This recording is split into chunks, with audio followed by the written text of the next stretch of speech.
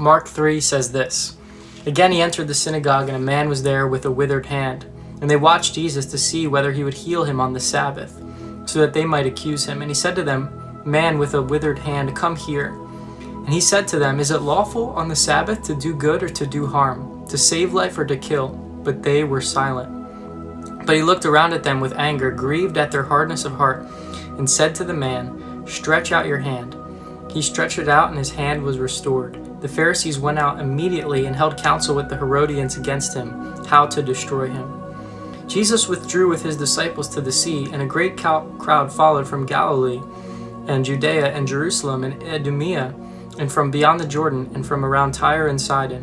When the great crowd heard all he was doing, they came to him, and he told his disciples to have a boat ready for him because of the crowd, lest they crush him, for he had healed many, so that all who had diseases pressed around him to touch him. And whenever the unclean spirits saw him, they fell down before him and cried out, 'You are the Son of God.' And he strictly ordered them not to make him known."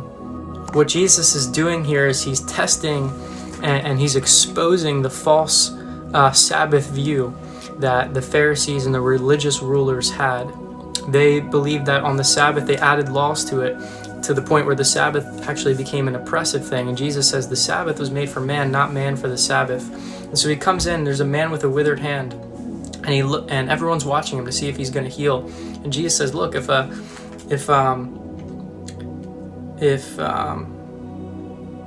is it lawful to do good on the Sabbath or to do harm, to save life or to kill?"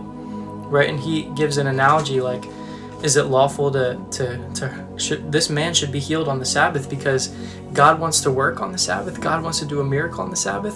That's what's lawful, to do good. And so he heals him, and they're all so mad at him.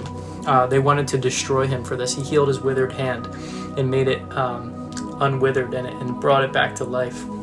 And then Jesus is withdrawing from the crowd because he had healed many, and the people with demons, they would press around him, and anytime they get near Jesus, they'd cry out, "You're the Son of God." Even the demons believed that Jesus was the Son of God, and that's what it says in the book of James. Even the demons believe that God is one. And so if the demons even believe in Jesus, how come you don't? Maybe you don't believe in Jesus, man. The demons even recognize spiritual authority. They recognize the power of Jesus. But here's what makes us different than the demons. Demons can't follow Jesus. Demons can't submit to Jesus. Demons can't obey Jesus. But Christians, we can.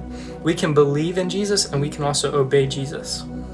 And Jesus told the demons not to make him known because his time had not yet come.